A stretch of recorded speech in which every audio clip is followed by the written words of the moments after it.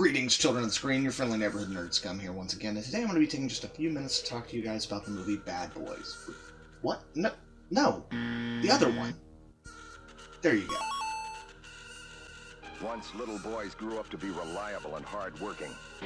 Respect has to be earned and kept by a lethal combination of money and violence. Meet Michael O'Brien. He loves JC and the excitement of being somebody that matters. We're gonna be in there so fast. Like that.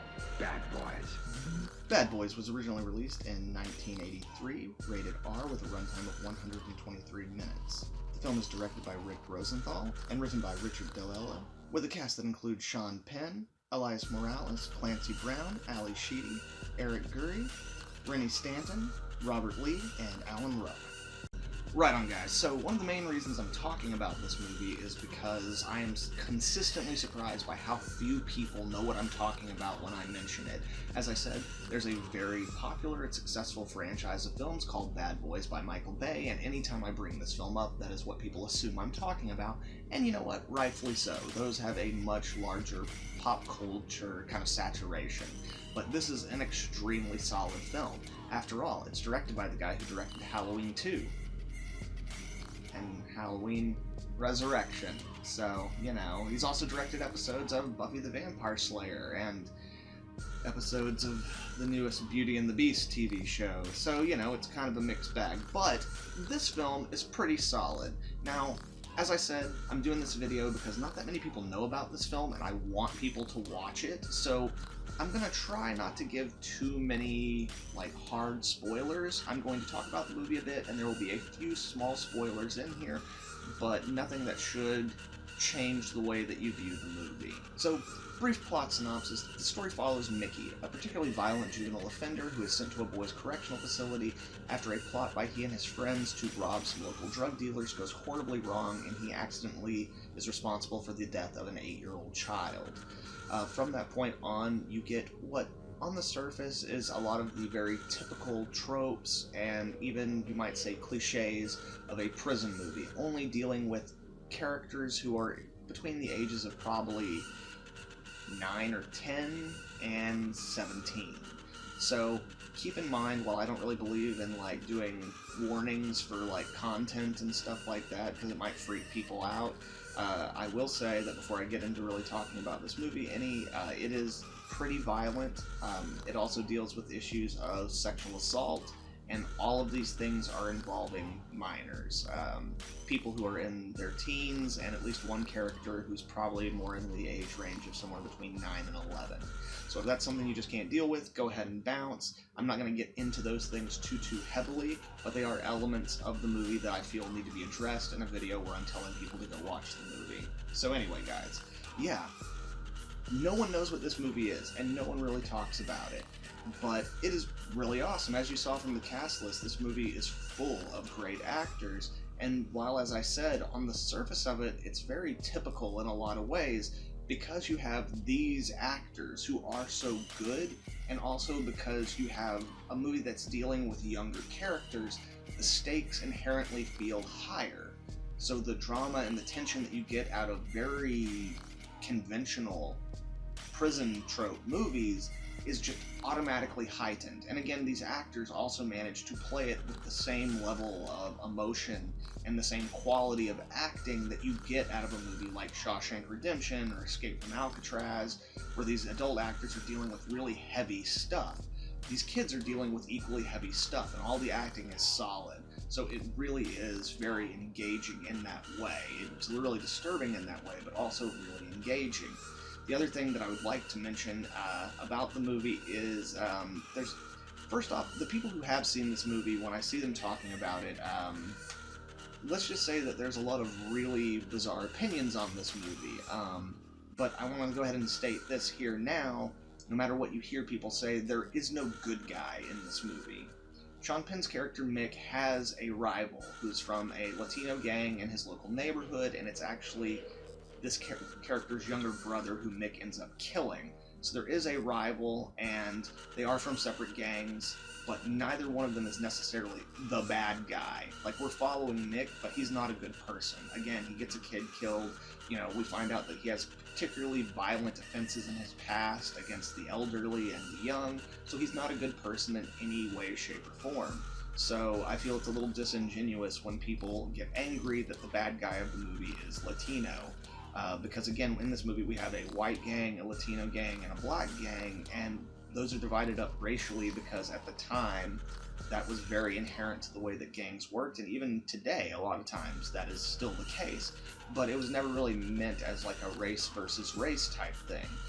Because as I said, like, the main character played by Sean Penn is just about as deplorable as most of the other characters, and a lot of this movie is him going through a journey trying to figure out for himself how horrible a person is he really, and like what are the lines he won't cross. So yeah, like, there are no bad guys. You don't even have the trope. One of the few tropes that I was glad wasn't a really big deal. They do have a corrupt prison guard who, like, is kind of a jerk and beats up on some of the kids, but it's not a major plot point. And for the most part, most of the people who seem to be running this facility, while some of them are certainly dicks, they all do seem to legitimately want the best thing for these kids, and most of them are legitimately trying to help these kids throughout the course of the movie. None of them are kind of, again, like the evil prison warden. That's one of the few tropes you don't have, and I really appreciate that out of this movie, because again, it gives you it would be really easy for them to villainize one of the people in charge and kind of push a lot of the moral blame onto them, but if they were to do that, you wouldn't really be able to reflect on the moral shortcomings of our main character and the characters around him. Because again, like, no matter what happens in this movie, he's not a good guy, but this movie is about him drawing a line between himself and something worse, and that's very, very interesting. Another aspect of this movie that I really, really enjoy, as I said, there are no good guys, and an aspect of that is the fact that Sean Penn's character is a character that the movie wishes you to empathize with, but they never ask you to sympathize with him. The movie never tries to make him more likable. Like, obviously there are scenes where he has interactions with other characters that are more calm, and it shows that he is capable of forming real friendships and things of that nature, but with the bad things that we see him do consistently throughout the movie, the good things never overshadow it, and nothing that he does is ever so big that you'd be like, oh, he's turned a corner. Even by the end of the movie, when we get to like a pivotal decision this character has to make, he hasn't really turned a corner as much as he's just put a limit on himself. So again, I love the fact that this movie never asks you to like this character, only to accept this character as a person. He's a bad person, but he is a person with an interior life and with real emotions and real stuff going on, and the movie asks you to accept that and to understand it, but it never crosses that bridge and expects you to like this character or even really root for him, despite some of the things that are done by his enemies in this movie, who again, as I said, are horrible people, but only slightly more horrible than him by the time you get to the end of the movie. So again, that's an aspect I really, really enjoy. My absolute favorite scene in this movie is one in which the character of Sean Penn gets into a fight inside the boys' detention center. Now, for this you need a little bit of context. Clancy Brown and his character's partner are kind of the guys who run this place, and they are also sexual predators who seemingly prey on the much younger kids in here. However, them and Sean Penn come to, kind of a head, and almost as more of a domination tactic, Clancy Brown decides to go after him. And what we see in the movie, and again, here's the spoiler, basically Sean Penn's character knows that it is coming, and so in this facility, you get to work, so you get money, and they have like a soda machine. So he goes to the soda machine and gets out like 5-6 sodas or something like that. He goes in and he pulls his pillow out of his pillowcase and puts them all in the pillowcase and like ties it off, knowing these guys are coming. And then when they come in, he waits for them to get close enough that they can reach out and touch him. And then he just turns around and gives them this like brutal look that would become a Sean Penn like classic facial expression. And then he just fucking wails on him with this freaking bag full of soda cans. And keep in mind, this movie's set in the 80s, and back in the 80s, soda cans weren't like they are today. Today, soda cans are flimsy and bullshit, and if you drop one from like 6 inches, sometimes it will explode. Soda cans back then were a little bit heftier, but But yeah, they make a very effective weapon, and it is also a great scene in terms of it completely shifts the power dynamic within the movie. And then we get to see a new part of Mickey explored, probably the part of Mickey that he's never been able to explore out in the real world, which is him being a person who actually has power and influence, and we get to see how he deals with that. And that's really interesting, and it all comes from just this one excellent scene, which, by the way, Clancy Brown is one of those few actors that is exceedingly gifted in the art of acting like he's getting his ass kicked. There's only a few actors who do it really amazing, and among them are guys like Harrison Ford, Thomas Jane, Nathan Fillion, Neil Patrick Harris. It's guys who, when you look at them acting like they're getting their ass kicked, you know that at some point in their real life they have gotten their ass kicked, because they do this amazing thing of like getting hit, and you can see in their eyes them processing what's happening to them and trying to react to it just a second too late as the next hit comes, and it's absolutely awesome. So, in terms of things in this movie that aren't particularly great, as I said, this is a director who's made some movies and TV shows that I really, really like, as well as some that I really, really don't. And in my personal opinion, you can definitely tell the difference between something he really wants to make and something he's making as a director for hire. And this definitely feels like something that he really wanted to make, a story he really wanted to tell, because there's a lot of love that goes into this movie and a lot of attention to detail. However, there are also some things that get missed. There's also, as I said, the issue of this being very cliche in terms of the iconography and the archetypes at play, and that's really not a problem. Like, it's actually something that if you're going for a prison movie, you kind of expect all those things, and this movie does subvert some of those archetypes and some of those tropes. But I also feel that the supporting cast of the movie is a little bit underutilized. The actors are all really good, and their parts are all functional, and their parts all have a part to play, but this movie also does a different thing where we also focus a good bit on characters outside of the correctional facility as the movie continues to progress. So a lot of the time that you would spend getting to know these characters inside the correctional facility and kind of seeing the dynamics between the relationships between the main character and them is now kind of dedicated to both the main character's girlfriend and the main character's adversary, who are both outside of the correctional facility for the majority of the film. So yeah, it's one of those things where it's like, it's not necessarily bad, but it's because of the kind of story they were doing, they kind of lost one of the key factors of these kind of movies. And again, it's not bad, it's a subversion of what you expect from it, but even with that, I feel like they could have definitely fleshed out some of the kind of supporting characters inside the correctional facility a little bit more, because we only really get to know maybe 4 or 5 of them tops, and I even now can barely remember any of their names. And most of them, because there are so many kids in there and so many kids in a given scene, if the camera's not pointing directly at them, a lot of times you're not even going to register it's someone you're supposed to be paying attention to.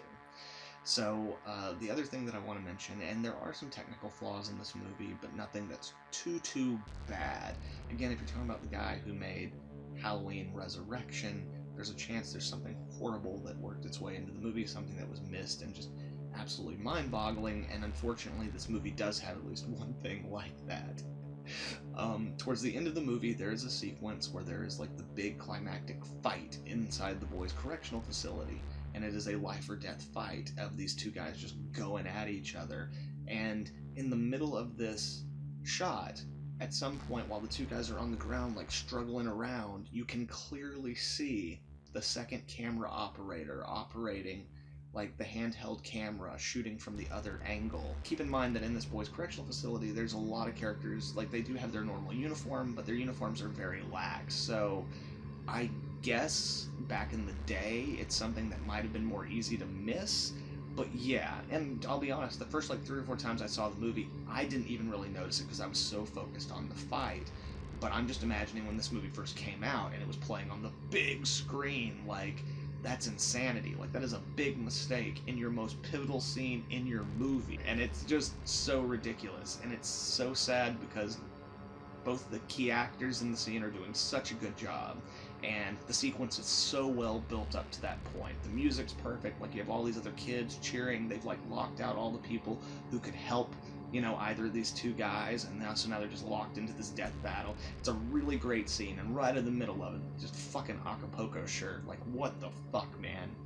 Right on, guys, so there you have it. As I said at the beginning of this, I really just wanted to talk about this movie because I'm consistently surprised by how few people have seen it. It is not a perfect movie by any stretch of the imagination, but it is a really entertaining movie, and it is a really good movie, and it's a movie that goes places that a lot of movies wouldn't go.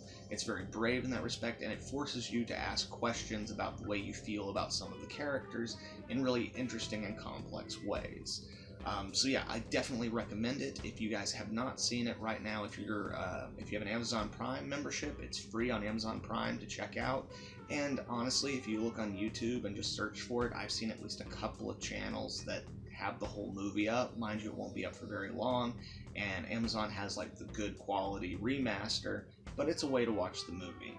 And yeah, so anyway, guys, I didn't want to give too much away. There's some big things that happen in this movie that are really awesome. I didn't want to talk about because I didn't want to ruin them. The one thing that I decided to give away, because it's important to the plot, is the idea of him killing the kid, and the idea of the sodas in the pillowcase, because that's just absolutely awesome, and they also move the plot forward in a significant way that's worth mentioning in the video. But there's all kinds of cool stuff that happens in this movie that I didn't get into. I highly recommend watching it. So, anyway, guys, thank you very much for watching, and let me know down in the comments below if you've seen this movie, and if you have, what you thought of it, or if you haven't seen this movie. Because if you're into prison-style movies and crime movies, I think this is definitely up your alley. So if you like this video, please leave a like and subscribe, and also make sure to share this video with your friends so we can keep building up the channel. Thank you very much for watching, guys. I hope you all have a good one. Nerd Scum, out.